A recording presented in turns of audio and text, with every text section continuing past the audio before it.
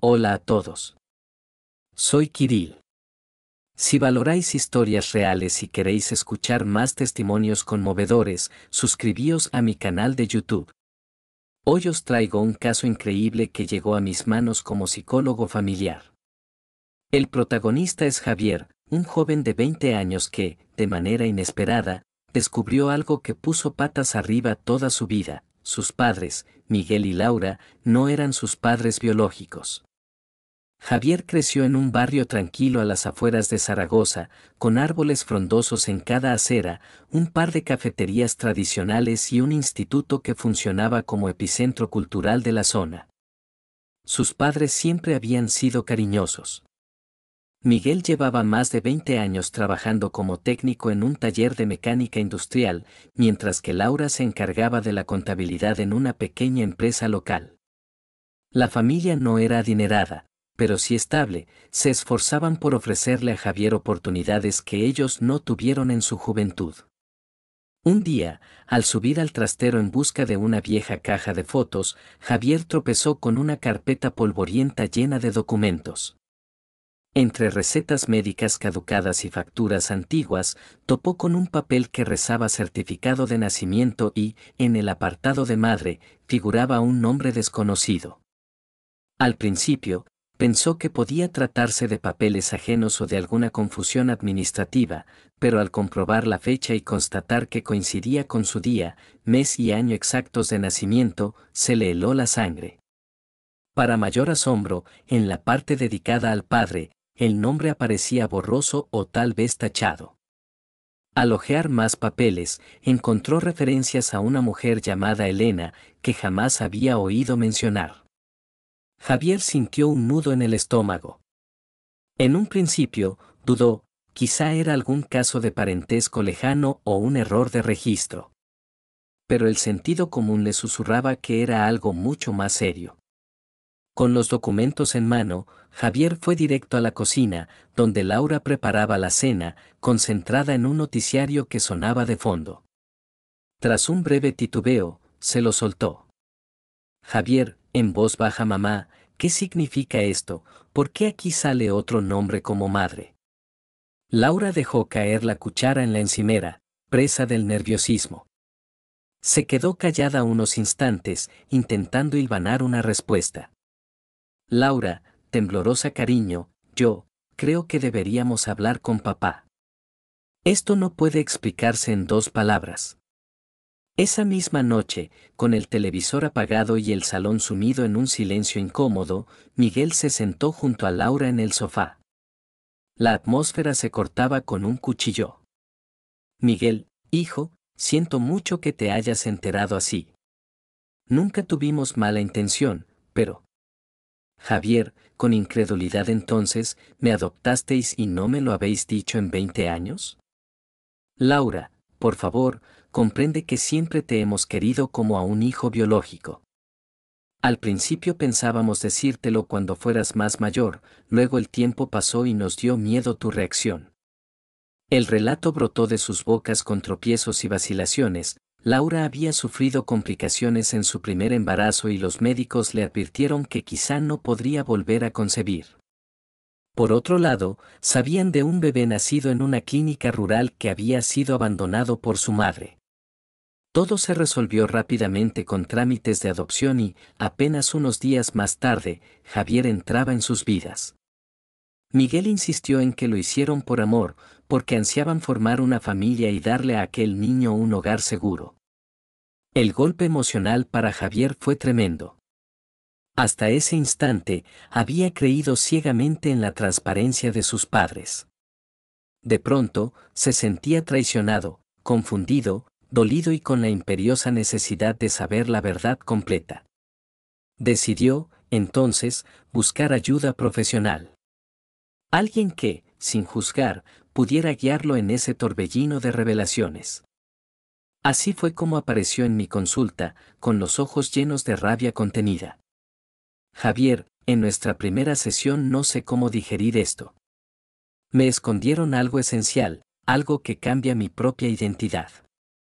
Ahora, ¿cómo confío en lo que me dicen? Ese era el gran dilema.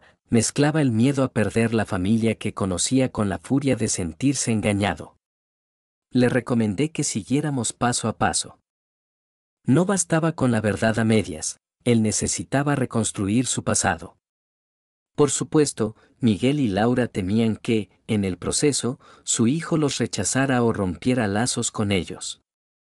Al terminar la sesión, coincidimos en darnos un tiempo prudencial para que todos asimilaran lo ocurrido. Quedó claro que Javier no se quedaría de brazos cruzados. Si algo estaba seguro de hacer, era descubrir cuál era su verdadero origen y quién era esa supuesta Elena que constaba en sus papeles. En las semanas siguientes, Javier se debatía entre la rabia y una determinación creciente por desenterrar su pasado. Durante las noches, apenas pegaba ojo.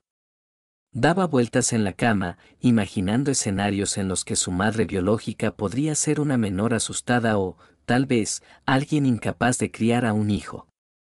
A la vuelta a mi consulta, Javier comentó que había decidido recabar datos por su cuenta. Necesitaba más pruebas, no solo el testimonio agridulce de Miguel y Laura, que parecían confusos en muchos detalles. Los papeles de adopción, si existían, podrían estar en alguna oficina pública, pero los funcionarios suelen ser muy cautelosos al revelar información. Javier, frustrado, fui al registro civil, pedí mi partida de nacimiento completa y salta el funcionario con la normativa de que mis padres adoptivos deben autorizarlo. Tengo 20 años y no tengo acceso a mi propia historia.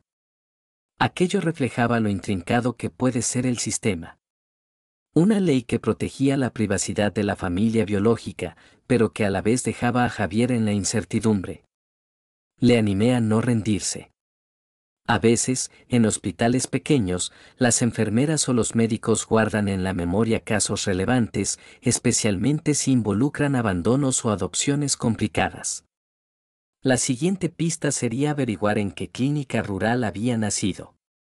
Javier hizo decenas de llamadas. Marcó los números de clínicas en las provincias limítrofes. Con cada negativa, sentía la ira volver a florecer. Pero no se rindió. Al cabo de varios días, una recepcionista de un centro de salud en un pueblo de Teruel recordó vagamente un caso de hace 20 años, una chica muy joven de nombre Elena que dio a luz y partió sin llevarse al bebé. Aunque la trabajadora no reveló más, fue suficiente para que Javier sospechara que aquella Elena podía ser su madre. Mientras tanto, la tensión en casa crecía. Miguel y Laura querían apoyar a su hijo, pero les dolía cada vez que lo veían encerrado en su habitación, revisando foros, documentos y redes sociales, en busca de un fantasma llamado Elena. Cuando intentaban ayudarle, Javier respondía con desaliento. Javier, escéptico mamá, papá, si en 20 años no os habéis molestado en contármelo, ¿de verdad pensáis que ahora estáis de mi lado? Las palabras eran duras, pero reflejaban el dolor y la decepción. Miguel intentaba mantener la calma, mientras Laura sufría en silencio, temiendo perder al hijo que habían querido con locura. Desesperado, Javier recurrió a su mejor amigo, Sergio, un genio informático que dominaba la búsqueda en Internet. Montaron un campamento improvisado en la habitación de Javier, portátiles, refrescos, pisetas y un mapa repleto de notas. Pasaron horas, ampliando registros de Facebook, LinkedIn y lo que fuera, revisando cualquier referencia a Elena y edad aproximada. Llegaron a manejar variantes del apellido que la recepcionista medio mencionó. Muchos hilos se perdían, otros resultaban ambiguos. Sergio, animado, mira, he encontrado una tal Elena Romero, nacida en 1979, que vivió unos años en Teruel. Podría encajar. Aquella posibilidad insufló en Javier una esperanza renovada. Se multiplicaron sus búsquedas y llamadas, aunque muchas concluyeron en un seco equivocado o esta persona ya no vive aquí. Aún así, Javier sentía que avanzaba. Por mi parte, lo guiaba en la gestión de su ansiedad, recordándole que no se trataba solo de encontrar a una mujer desconocida, sino de hacer frente a recuerdos de abandono o circunstancias complicadas de hace 2 décadas. Al mismo tiempo, Laura y Miguel vinieron a verme a solas. Estaban dispuestos a cooperar, pero no sabían cómo. Confesaban sentir un temor enorme a que Javier encontrara a su madre biológica y decidiera apartarlos. Les recomendé mostrarle transparencia, apoyo sincero y sobre todo evitar el reproche. La clave era entender que Javier no buscaba repudiarlos, sino responder interrogantes vitales. Laura, con voz entrecortada, me duele verlo sufrir. Daría lo que fuera por retroceder en el tiempo y haberle contado todo de forma más honesta. Miguel, susurrando, nunca quisimos hacerle daño. Tal vez nuestra forma de protegerlo fue un grave error. Efectivamente, ese era el punto. Ocultar la verdad había sido su forma de evitar el conflicto, pero ahora el conflicto era aún mayor. Hablamos de la necesidad de ceder el control a Javier, de permitirle que rastree su pasado sin sentirse culpable. Así, tal vez recuperarían su confianza. Tras algunas semanas más, un contacto lejano le confirmó a Javier que Elena podría vivir en la Comunidad Valenciana. Para entonces, los padres adoptivos de Javier preferían no entorpecer, limitándose a escuchar e intentar ser un apoyo emocional. Sin embargo, la brecha que separaba a Javier de ellos parecía ensancharse con cada día que pasaba sin respuesta concluyente. Todo estaba a punto de cambiar cuando, por fin, apareció un mensaje en redes sociales de alguien que afirmaba conocer a una mujer llamada Elena que encajaba con la descripción. La búsqueda había cobrado tal velocidad que Javier apenas dormía y vivía casi obsesionado con la idea de un reencuentro o, al menos, de la verdad. Claramente, la parte más dura estaba por llegar, el cara a cara con su madre biológica y la posibilidad de encontrar más datos, quizá hasta de su padre, de quien nadie sabía nada. Aproximadamente un mes después, Javier entró en mi consulta con el corazón encendido de ansiedad y emoción. Por fin tenía un número de contacto y un domicilio que presumiblemente pertenecía a Elena Romero, la mujer que podía ser su madre biológica. Tras un intercambio de mensajes cautelosos, ella aceptó verse con él, aunque daba a entender que la situación le removía recuerdos muy difíciles. Javier, nervioso, no sé si estoy preparado, pero no puedo quedarme con la duda. Estoy hecho un lío. Lo animé a acudir a esa cita con la mente abierta y las expectativas contenidas. Elena debía de tener su propia historia de dolor o culpa. La reacción de ella podría ser impredecible. Javier asintió, consciente de que el encuentro podría sacudir sus cimientos. Condujo casi 3 horas hasta Valencia, donde Elena le citó en un pequeño bar familiar cerca de la playa. Era una tarde clara pero ventosa, la brisa marina agitaba los toldos de las terrazas. Al entrar, Javier la vio, una mujer cercana a los 40, con el gesto serio y unos ojos que denotaban cansancio. Estaba de pie junto a una mesa alta, esperando. Él se aproximó con un nudo en la garganta. Elena, voz trémula. Javier. Dios, ¿cómo has crecido? Se sentaron. Hubo un silencio inicial incómodo, como si ambos temieran romper el delicado equilibrio. Hasta que Javier, con un hilo de voz, le preguntó.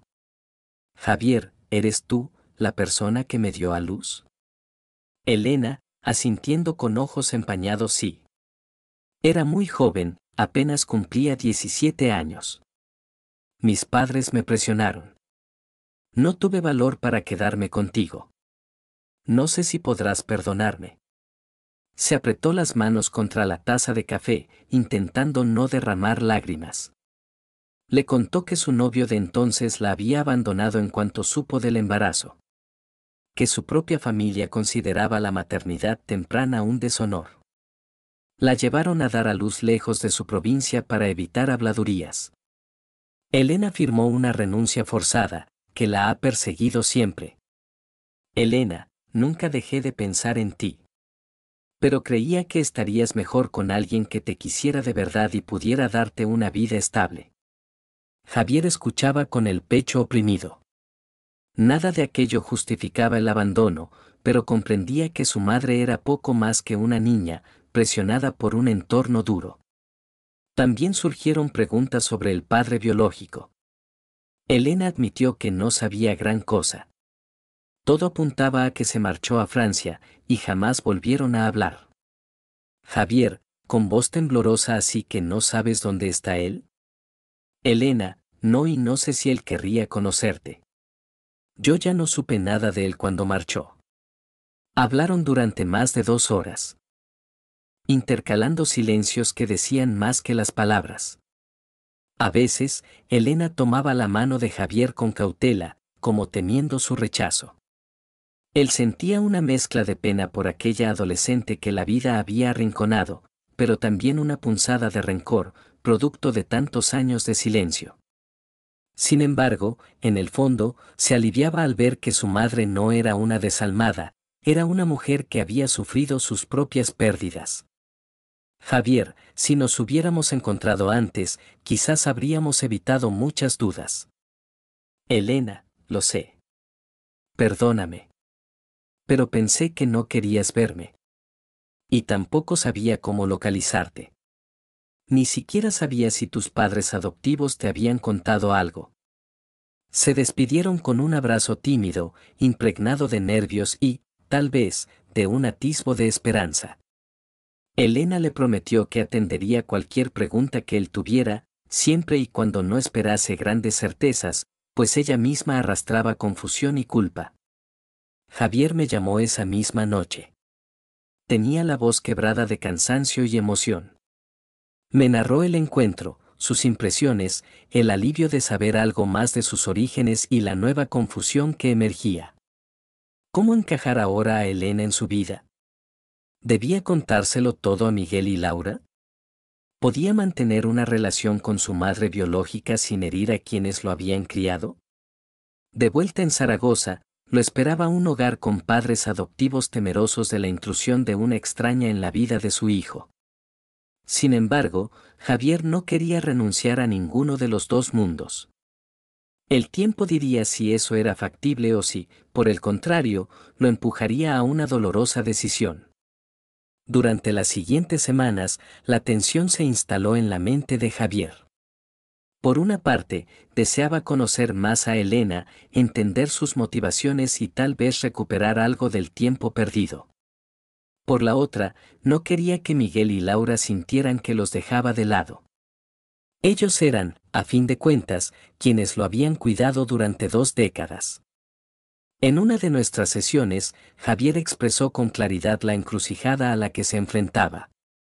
Javier, angustiado, si me acerco demasiado a Elena, mis padres adoptivos pueden pensar que les traiciono. Y si me alejo de ella, siento que pierdo la oportunidad de cerrar heridas, ¿qué debería hacer? Le expliqué que la adopción no tiene por qué ser un juego de suma cero. El amor puede repartirse, y no tenía que suponer la descalificación de nadie.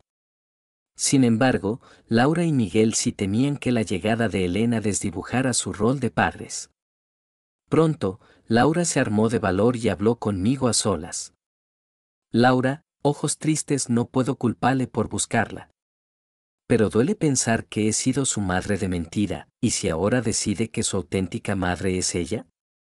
Miguel, llevamos 20 años volcándonos en él. No queremos que se olvide de nosotros como si fuéramos un parche temporal. Se percibía un temor genuino. Les propuse una reunión conjunta con Javier. Ellos aceptaron, un poco a regañadientes. La cita tuvo lugar en mi consulta. Laura y Miguel se sentaron en un lado, Javier en el opuesto. La incomodidad era palpable, pero era la ocasión de expresar miedos y anhelos. Javier, con voz firme: mamá, papá, os quiero. Pero también quiero saber de Elena, ¿por qué es tan malo que intente conocer mi pasado? Laura, hijo, me duele. Me duele que te mintiéramos, pero lo hicimos por miedo a perderte. Ahora todo sale de golpe, y temo que nos guardes rencor. Miguel, no sabemos cómo afrontar esto, la verdad. La conversación se alargó. Javier explicó con calma que no pretendía sustituir a nadie, solo aspiraba a entender sus raíces. Laura y Miguel, lentamente, comprendieron que forzarlo a elegir tendría consecuencias nefastas. Prometieron no ponerle obstáculos legales ni emocionales. Fue un alivio para Javier, que deseaba sinceridad, no un ultimátum.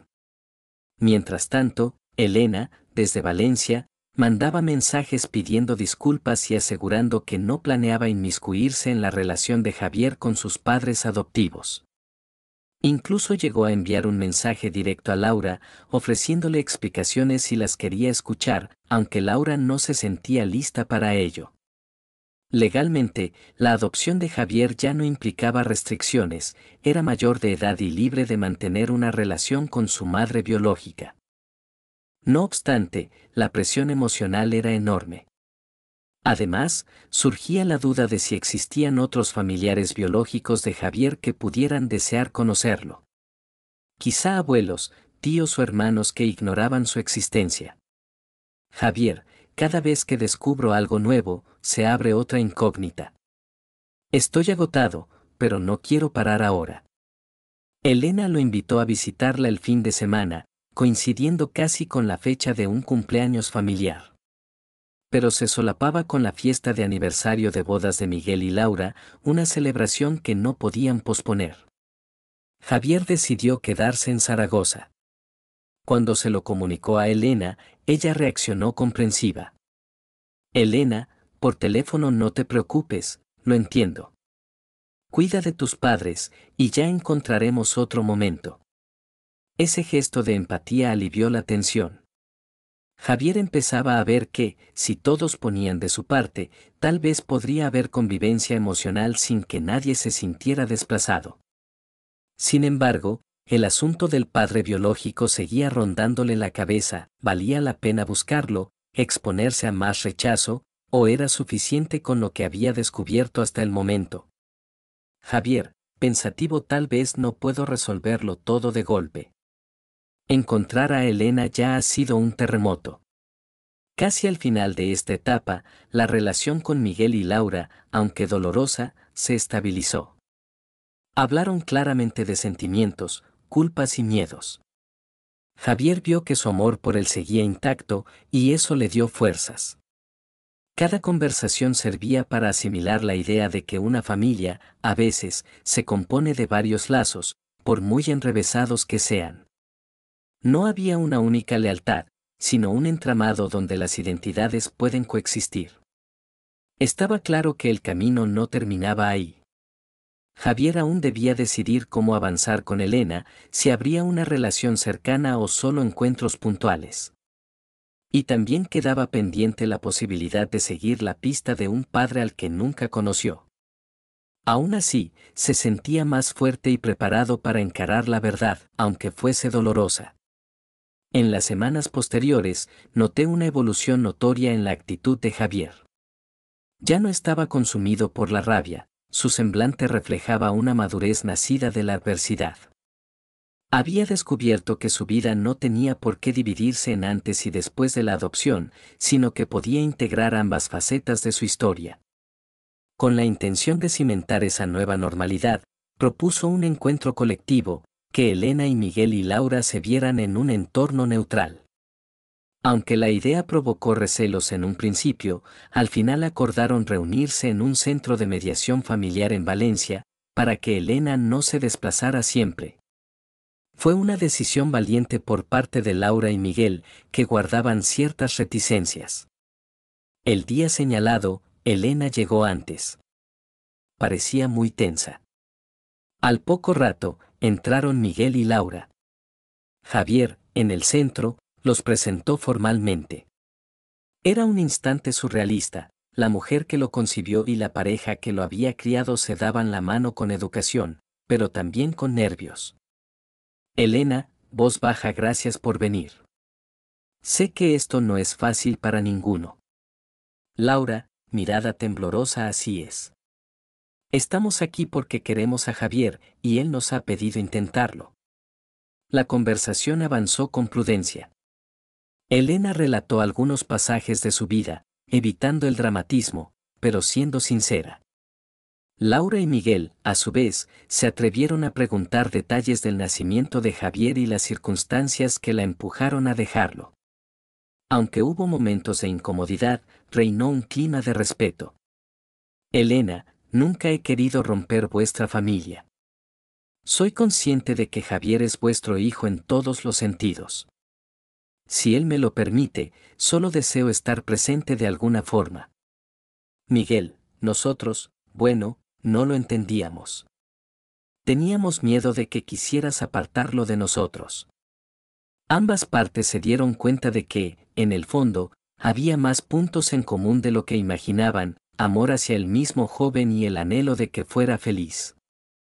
Al final, Elena sacó un pequeño álbum con fotos suyas de adolescente, explicando brevemente algunos episodios.